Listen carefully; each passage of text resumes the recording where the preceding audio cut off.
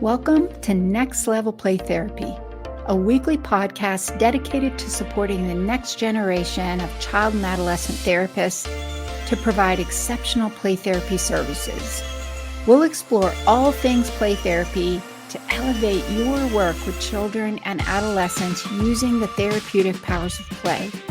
I'll discuss practical tips and ideas so you can provide a transformative experience for your young clients and make a real difference in their lives. So get ready to take your play therapy skills to the next level and make a lasting impact in the lives of children, adolescents, and families. Welcome to this week's episode of Next Level Play Therapy. Today, I want to talk about some tips or things to think about to overcome some mistakes that I see happen pretty often in the play therapy process. And I would say these mistakes are ones that we all make if we've been in the field. Doesn't matter if you're brand new getting started, or if you've been in the child and adolescent field for a while, play therapy for a while. I think we all tend to, I call these traps, or this is a trap. And I want to talk about what is really going to be a more important focus to help your traumatized clients heal. And that's really what I want to focus on today, helping your client overcome the impact of trauma. And so let's get started for today. So if you're watching live, I would love to know who's here. Post your name in the comments, especially also if you're watching on the replay. I would still love to know who's watching. I know a lot of people do watch on the replay and for the video on YouTube or LinkedIn, also in my Facebook group. Hello, Facebook group peeps. So post your name in the comments. What population do you work with? Are you working with traumatized clients right now? What are some of the specific things that you find happen some things that you end up really needing to address when you're working with traumatized children and teens? And what play therapy modality are you using? Those of you listening on the podcast, welcome. Also, I would love to hear your thoughts and feedback. So if you're listening on the podcast, I'd love it if you'd pop over and leave a review. What is helpful? And also, for those of you who are watching, if you're watching on LinkedIn, feel free to connect with me. I'd love to chat more. If you're watching in my Facebook group, you can comment in my Facebook group. And then also, I'm on Instagram. For those of you watching on Instagram, then send me a DM or post a comment. So what are the mistakes I find? And I think one of the biggest mistakes that happens when you are working in play therapy, and in particular, this time I would say trauma, I think sometimes we get into that trap of thinking that I just need better play therapy activities. I just need to know what kind of activities I can use in the playroom. And don't get me wrong, I am a play therapist. I love learning about activities and the newest and latest activities. I think, that's how we help our clients access those therapeutic powers of play for healing, right? The thing is, though, if that's your focus, then the likelihood you're going to feel like at some point usually in the change process, you start feeling a little lost, like you don't know if what you're doing is helping. You're still getting the phone calls from parents or caregivers that their child is struggling. It's not going well. They're telling you all of the things that are going wrong. and you're starting to doubt yourself, like maybe you don't know what you're doing, maybe you are horrible, maybe even you should get out of the profession, or you start to second guess yourself after the sessions. You start thinking, oh my gosh, I shouldn't have done that. Oh, I messed it up. Oh, I've made just the biggest mistake ever. I've just ruined the whole play therapy process.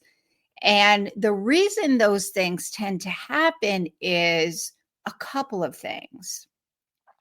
And I would say the biggest one is what I want to talk about today. And here's the thing. One of the things that there was a study done a while back, and this was in the Psychotherapy Networker, and I forgot exactly what the name of the article was. I've posted it I've even talked about it in previous live streams. So you might have to go back a couple years.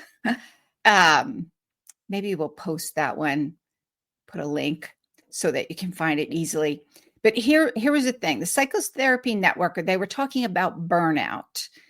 And so they wanted to talk with the experts in the field, the therapy masters, so to speak, and what helped them not to get burned out. So this is my take on the article and my paraphrase on the article, because I found it really powerful. And I thought, oh my gosh, it just validates everything I've been saying for years.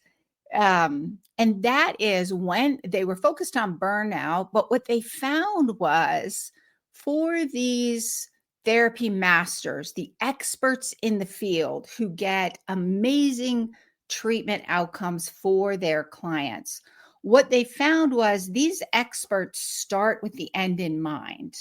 And what I mean by that is they conceptualize what needs to happen from start to finish. So they kind of go in holding that framework possibility of what needs to happen through each stage of the change process. So they're already starting to think about what needs to happen.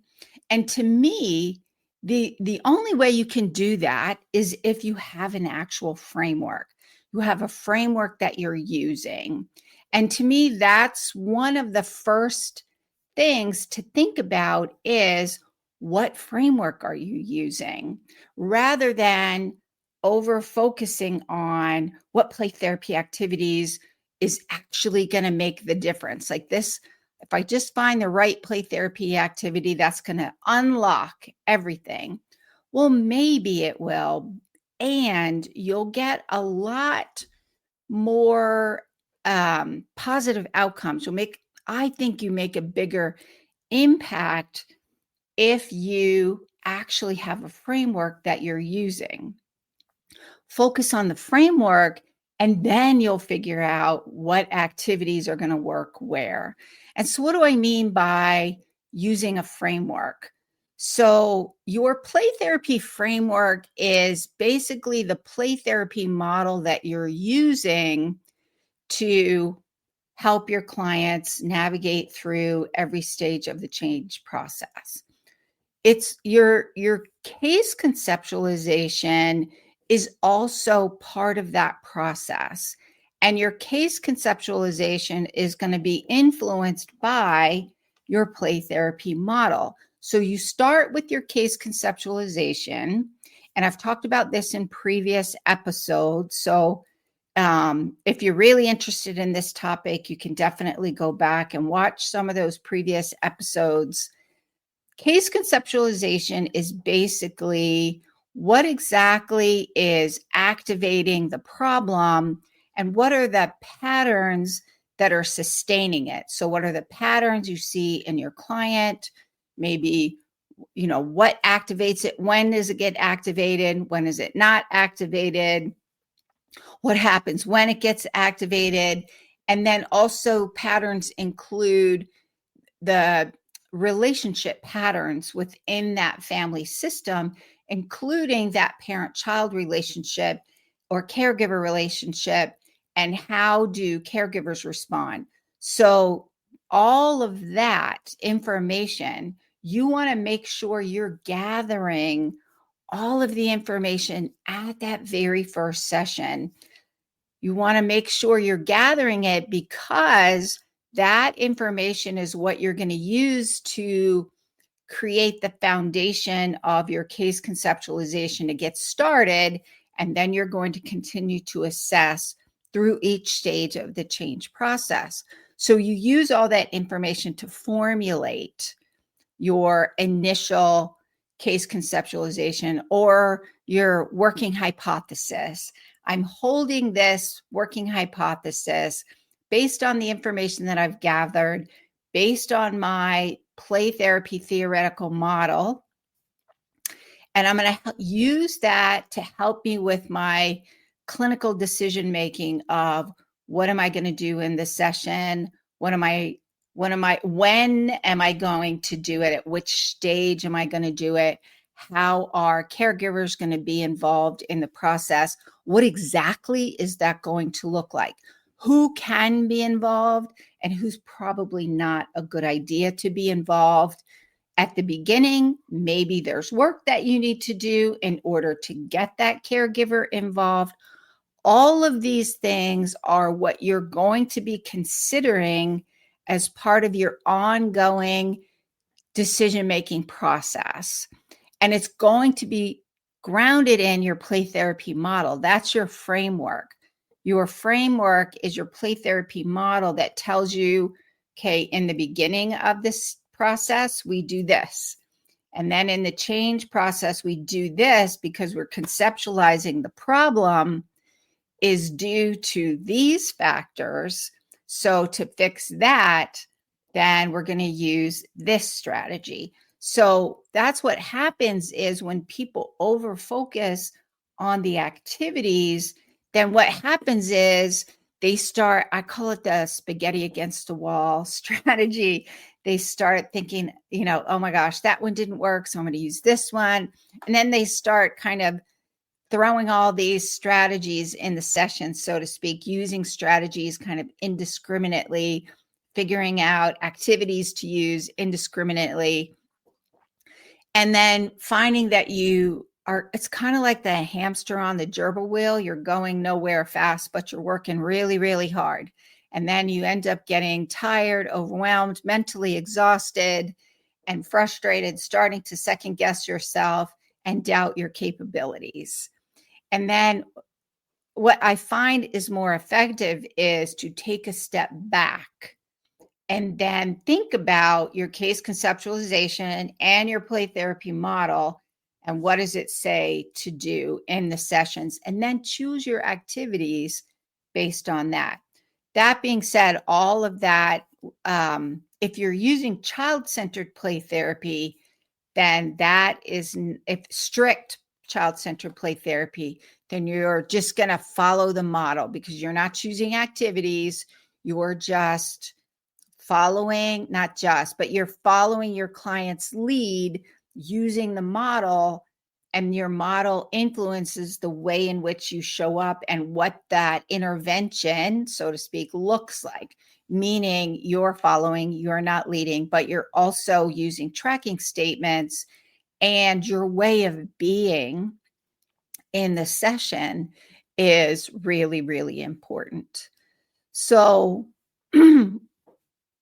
so then the model that I like to use, excuse me, when I'm working with children and adolescents who experience trauma, I love using a neuroscience and attachment lens.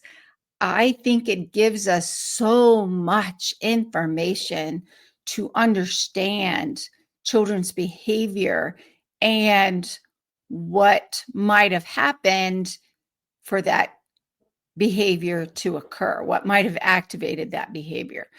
Now, keep in mind, when you are working with children, humans, let's just say children, adolescents, parents, adults, when you're working with humans, they're complex, right? Humans are complex beings. So there's that whole nature and nurture component, meaning what is their default wiring, so to speak, like their personality style, their introvert versus extrovert. Are they highly sensitive? Are they not? Some of these kind of wiring personality traits. And then there's also the nature part, which is experiences that have occurred that influence their behaviors, their beliefs about themselves, their beliefs about others, their beliefs about relationships. We've got decades of neuroscience and attachment research to help us understand that. And that's one of the reasons, like when I do trainings, and including like a trauma training. So I have a training about using play therapy with traumatized children and teens that's coming up. So I'm going to talk about that a little bit more at the end. So if you're interested in taking a training to help you use a neuroscience and attachment framework, then you're definitely going to want to stick around till the end, and I'll tell you a little bit more about that. When I do my trainings, I like to use a neuroscience and attachment lens.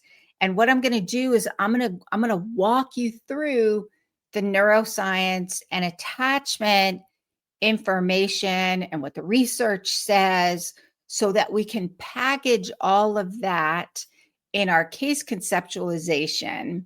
And then we're going to use a play therapy framework that will integrate neuroscience and attachment to help us figure out what to do in each stage of the change process.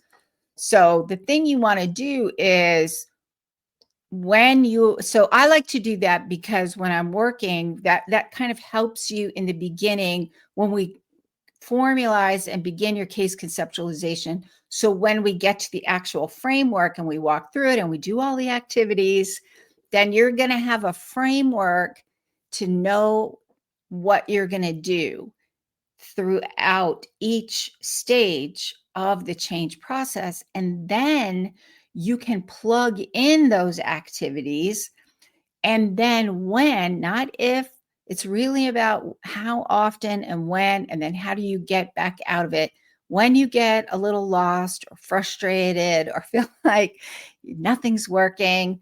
Then you can take a step back, go back to your case conceptualization using neuroscience and attachment theory and like mentalization, polyvagal, all of those things. We go back to that and then figure out, okay, what does my theoretical model say about these things that are going on? So when you start getting the phone calls from the caregiver saying nothing's working and they're still struggling, then you're not going to start second guessing yourself. You're going to take a step back and you think, okay, here's what they're reporting.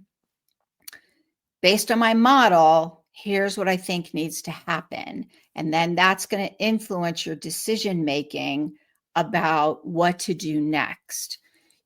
Your play therapy model is really, your framework is what guides you.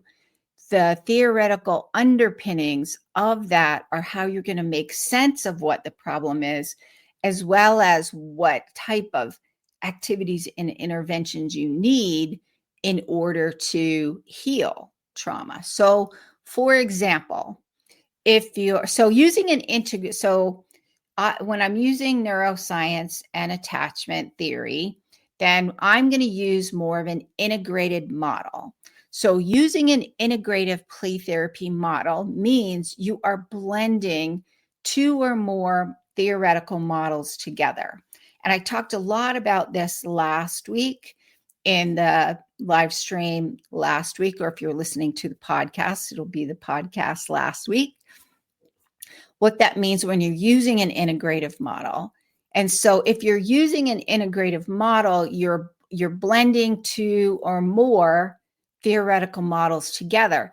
So your case conceptualization is going to be influenced by those specific models. And then what you do in each session is also going to be influenced by those theoretical models. So, for example, let's say you are blending, you're using an integrative model and you're using somatic experiencing and EMDR, and maybe you've got a little IFS in there, right? These are more of the kind of popular trauma approaches that we are now integrating into play therapy. So how do you do that if you're integrating that? Well, if you're integrating them, you're taking the theory underneath of those. Those are all kind of neuroscience-y and attachment oriented models, and you're blending those together, and then that's going to influence how are you making sense of what the problem is, right? EMDR has certain protocols that you're going to follow, and what would that look like? So maybe if you're using more of an EMDR approach, and then maybe you're blending in a little IFS in there, having them work on doing some parts work, that's going to influence what you're doing in the sessions. So, or maybe you're using more of a trauma focused CBT model and you're blending in some polyvagal theory, which means you're going to be working a little bit on helping them getting tuned with their body and where they experiencing things, and then helping them to regulate their nervous system, and that get back into maybe dorsal vagal so that they can feel safe.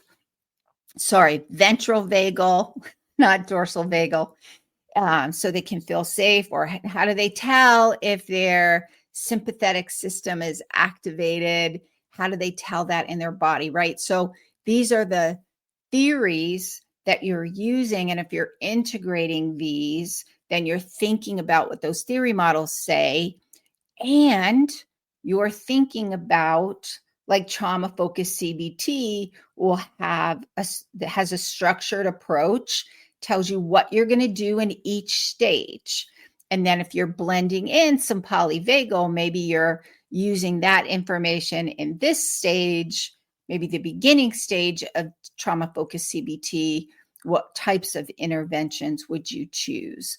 So the thing is, you're not just it's not just random, it's not just pulling out activities. You're thinking about your theory model and what your theory model says about what's going on.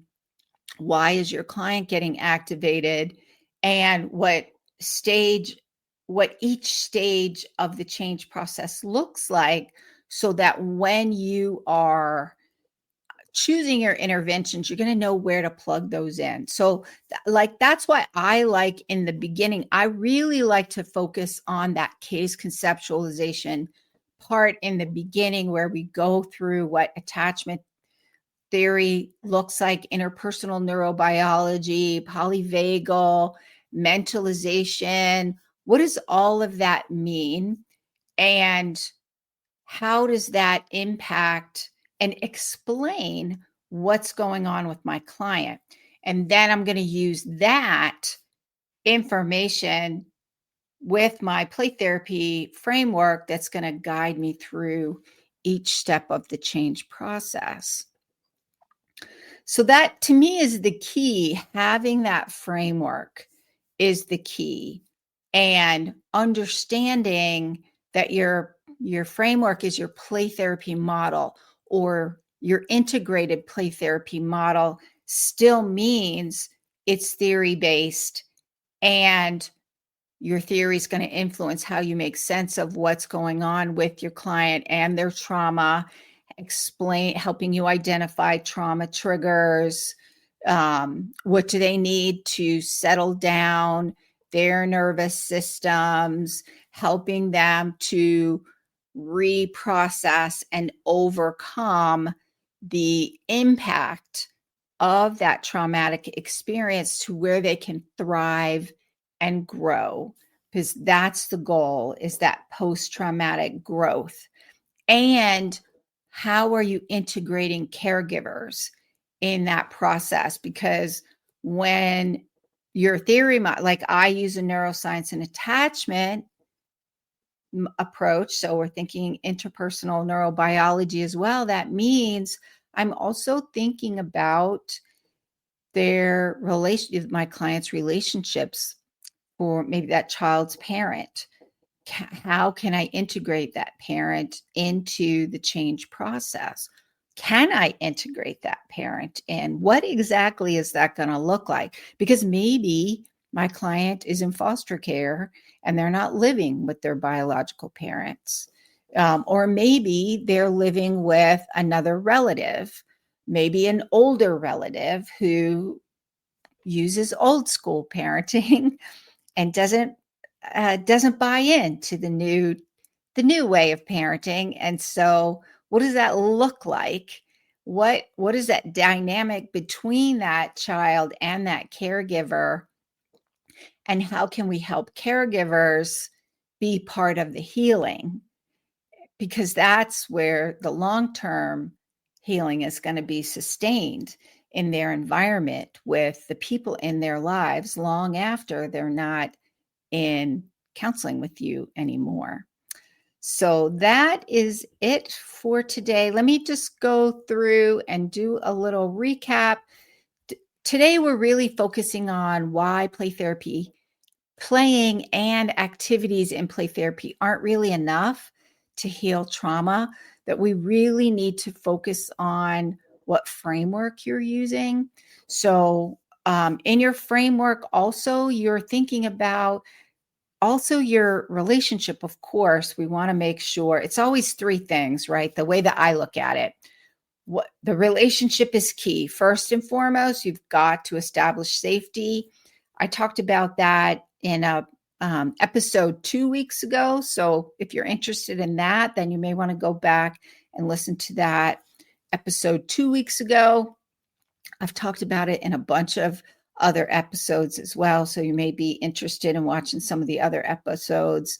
This week, I really want to focus on, so there's the three things, right? There's relationship, your framework, and then keeping up, the way that I look at it, keeping up with what the latest research says and what's going on. What are the trends going on? And some trends are good. Some trends sometimes aren't always so good. And I think this is where research can help out, where we kind of look and see what's working and why is it working. So today is really about focusing on what framework are you using, rather than trying to get the latest activities and focusing too much on the activities. We're balancing that out, activities with your framework. You want to learn the framework first, because your framework is what guides you through each stage of the change process. It's going to influence your case conceptualization and influence. So your case conceptualization is like, how are you making sense of what's going on with your client? And so what are the roots of the problem, essentially, and what are the patterns that are sustaining it? Patterns that the child is engaging in, as well as the relationship interaction patterns in their environment, which will include caregivers. I would say it also includes like school and what's going on at school, those areas where they spend a lot of time and have an influence on their day-to-day activities. So, and then how is your framework guiding you through each stage of the change process? What does your framework say to begin to do in the beginning? What does your well, when my mouth works again, what does your framework say to use in the middle? And it's going to be influenced by how your theory model explains what's activating the behavior, what are the roots of the problem. So for example, Adlerian play therapy is going to explain it differently than Gestalt play therapy or child-centered play therapy. And so that's going to influence what you do in each stage. So in Adlerian play therapy, you're going to do certain things in the beginning, you're going to do certain things in the middle, and then how it's also going to explain how you know when your client doesn't need to come anymore. So if you're using more of an integrative approach using neuroscience and attachment theory, then that will influence how you make sense of what's going on with your client. And then if you're blending together theory models that are going to show you what to do to facilitate change, like EMDR or somatic experiencing or trauma-focused CBT, some of these other trauma-based or neuroscience and attachment-based model that we use with trauma that have been getting really good results. For adults, how do we take those and bring those into the play therapy world and blend those, which would be using 2 or more models to create an integrative approach. When you do that, you're still basing your case conceptualization using neuroscience and attachment on those models. And then what are you going to do in the session? So that's when you pick the activities are going to be based on those models. Like what you're going to do with EMDR is probably going to look a lot different than what you would do with trauma-focused CBT or even somatic experiencing. It's going to look different because your theory model says it's going to look different. And when you're blending them, what you're doing is you're taking aspects of those model and putting them into a framework, what you're going to do in each stage. And then you choose activities that will fit that model. And then that way when you get lost or when you feel like things aren't working or when you're getting the phone calls, then you have a framework to go back to that's going to help you like take a breath, figure out what's happened, and then it's going to explain what you need to do moving forward.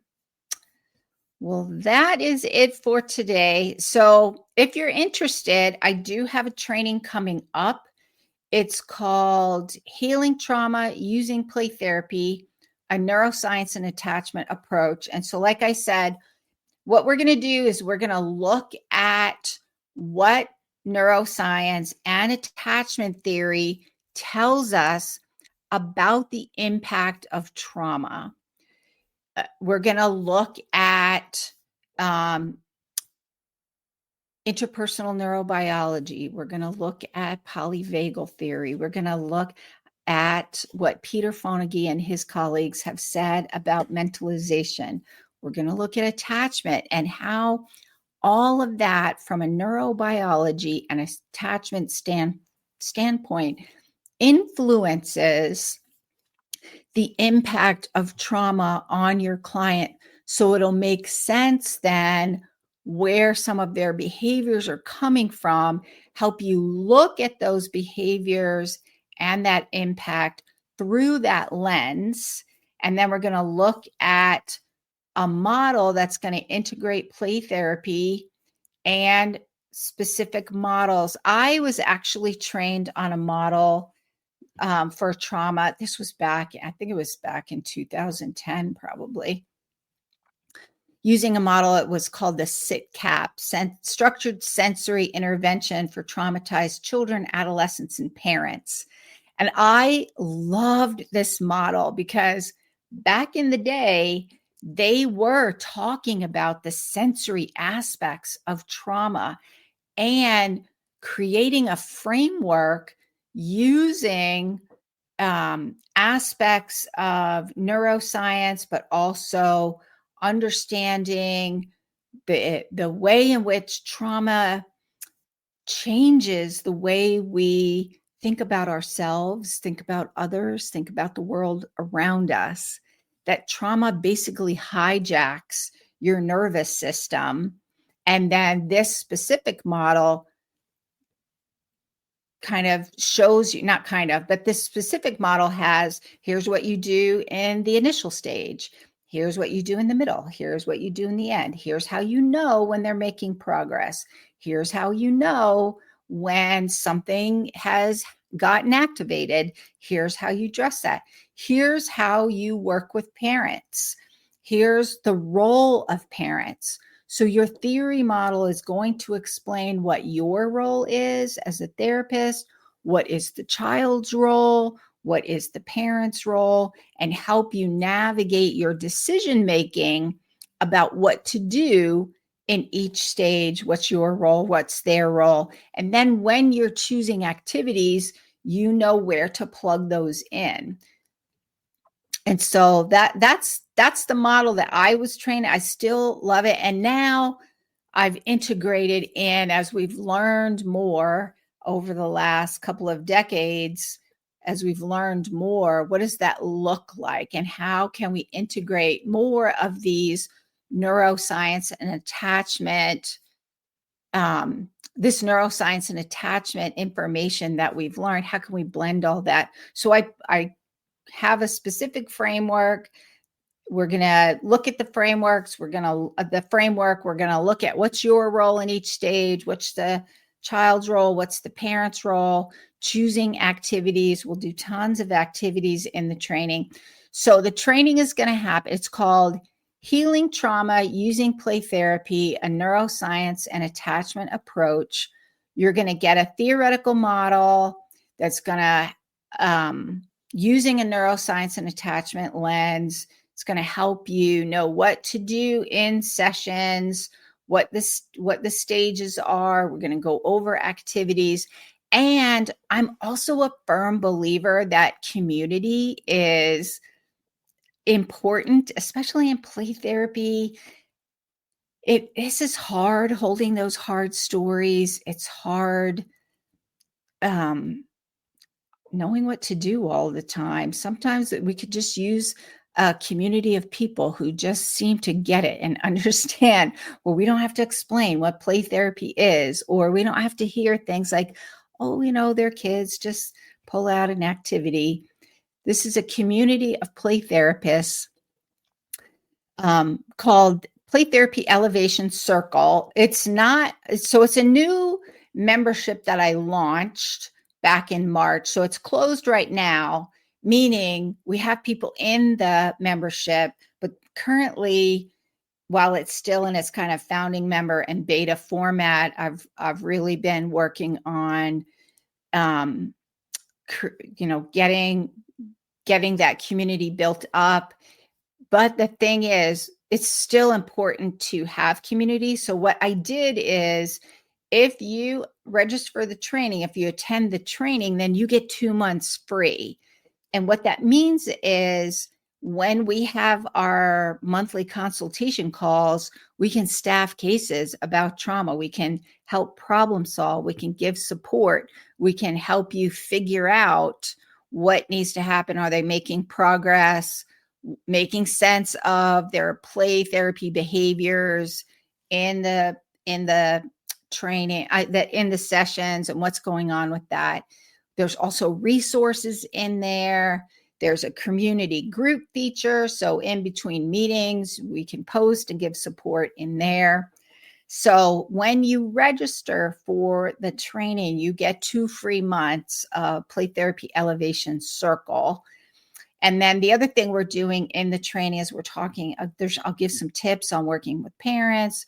We'll kind of talk a little bit about play therapy themes that you typically see for traumatized children, really trying to help you get really grounded in a framework and understanding what's going on so you can help your clients heal. from the trauma that they have experienced. So that is it for today. If you're interested in the training, then pop over to my website at rhplaytherapytraining.com. Click on the courses page. It's Healing Trauma Using Play Therapy, a Neuroscience and Attachment Approach. So pop over to my website, rhplaytherapytraining.com.